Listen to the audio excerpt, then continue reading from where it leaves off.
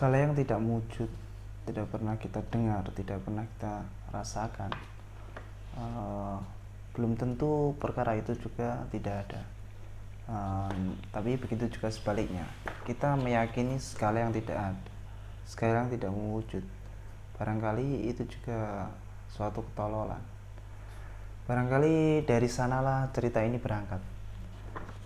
Sebuah novela kecil dari seorang penulis Portugal, José Saramago, dengan judul Dongeng Pulau Tak Dikenal. Ini bukunya sangat tipis sekali.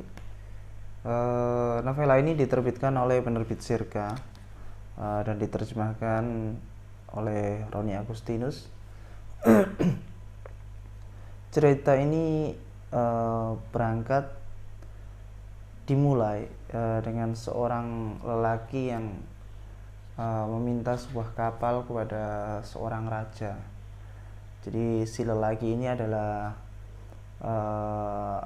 orang biasa, orang kecil, barangkali merupakan alegori dari rakyat kecil yang meminta sesuatu pada seorang raja, pemimpin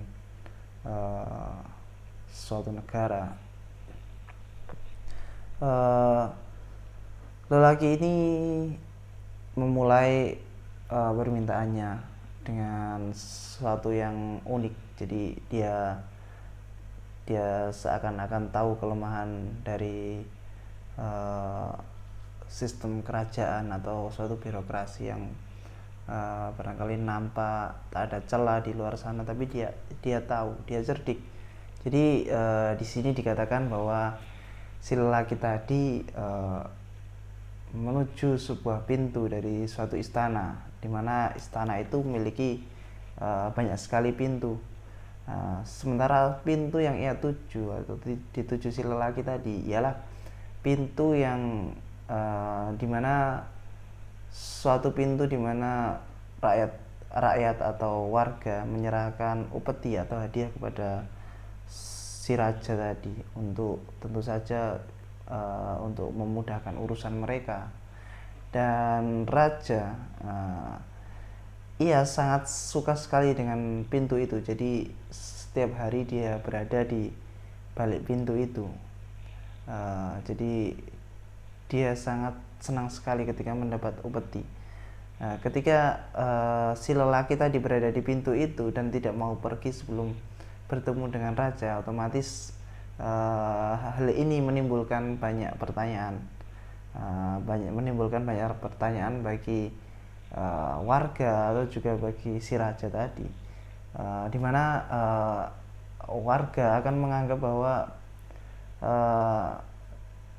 begitukah perangai seorang raja ketika rakyatnya meminta kepada dia, meminta bertemu. Dan begitu juga si raja, ia tentu saja kesal karena sikap si lelaki tadi berada di pintu itu, dimana dikatakan dalam novela ini si lelaki tadi tak akan pergi. Jadi dia berkeras kepala, tak akan pergi, dan ia mengancam akan tidur, dan barangkali sudah tidur di pintu itu sebelum dia pergi, sebelum dia menemui si raja. Akhirnya masalah ini membuat gaduh atau menimbulkan suatu peristiwa yang mengganggu si raja. Akhirnya si raja berkenan untuk mendengar apa permintaan si lelaki tadi. Dan di sini saat suatu kehendak atau kehendak si lelaki ingin dikabulkan si raja, itu pun ia seperti menggambarkan bagaimana suatu birokrasi bekerja. Jadi ini mungkin suatu alegori terhadap suatu kepemimpinan atau birokrasi di setiap negara, barangkali seperti itu. Jadi si lelaki ketika ingin dikabulkan permintaannya oleh si raja, ia harus melalui tingkatan terkecil dari suatu birokrasi tadi. Akhirnya di sini dikatakan bahwa si lelaki tadi akan menyampaikan permintaannya pada si babu yang menjaga pintu tadi, dan si babu menyampaikan pada asisten menteri satu menyampaikan ke menteri, kemudian begitu terus berlanjut dioper begitu terus sampai terdengar ke telinga si raja. Jadi mungkin Hose Saramago ingin menyampaikan secara tidak langsung bagaimana birokrasi itu sangat berbelit-belit sekali, dan begitulah mereka bekerja di setiap negara di dunia ini. Akhirnya si raja, setelah mendengar permintaan si lelaki, akhirnya si raja mau menemui si lelaki. Dan si lelaki di sini juga ada hal menarik yang disampaikan oleh si lelaki ketika si raja mendengar permintaan si lelaki. Si lelaki ini meminta sebuah kapal untuk mencari pulau tak dikenal. Bayangkan, orang bukan siapa-siapa meminta sesuatu yang besar kepada seorang pemimpin negara. Jadi dia meminta kapal ini, dan si raja tentu saja ia marah mendengar permintaan si lelaki tadi. Ketika si lelaki disuruh mempertahankan statementnya, ada dialog menarik di sini yang ditunjukkan oleh Hose Saramago. Sebentar, saya bacakan sedikit.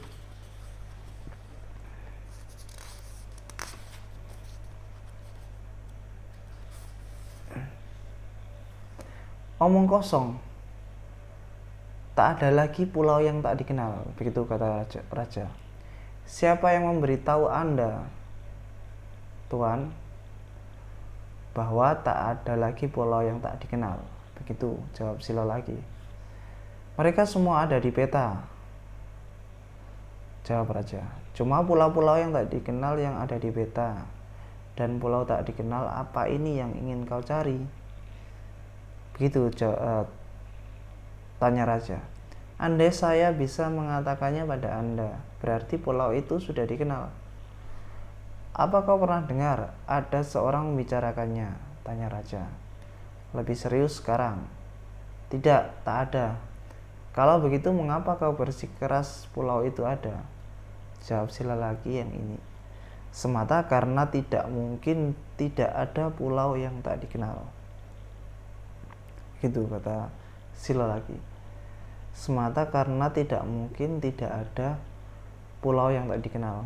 Dalam pernyataan ini mungkin ada suatu keniscayaan atau posibilitas yang dipegang teguh oleh si lelaki, dan ini barangkali adalah suatu belati kecil yang digunakan untuk merobek kelemahan dari sistem birokrasi tadi. Itulah memang dalam novela ini kita akan dipaksa oleh Hose Saramago untuk meniti sendiri kalimat-kalimat ini,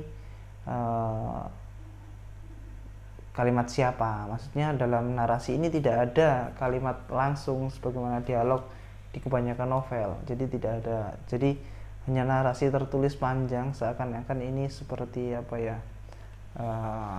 narasi berita seperti itu, narasi esai yang kebanyakan tak mengenal kalimat langsung, bagaimana bahwa kalimat ini diucapkan oleh si raja, bahwa kalimat ini diucapkan oleh si lelaki. Kita dipaksa sendiri oleh Hose Saramago untuk mencari sendiri kalimat dalam narasi-narasinya.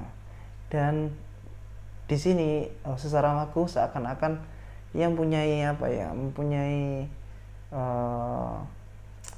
kepercayaan bahwa pembacanya adalah orang yang akan mengerti kalimat ini diucapkan oleh siapa. Dan memang benar, kita mungkin awal-awal akan menemui kesulitan, tapi ketika kita membacanya lanjut, kita akan mudah untuk mengikuti cara Hose Saramago menuturkan cerita.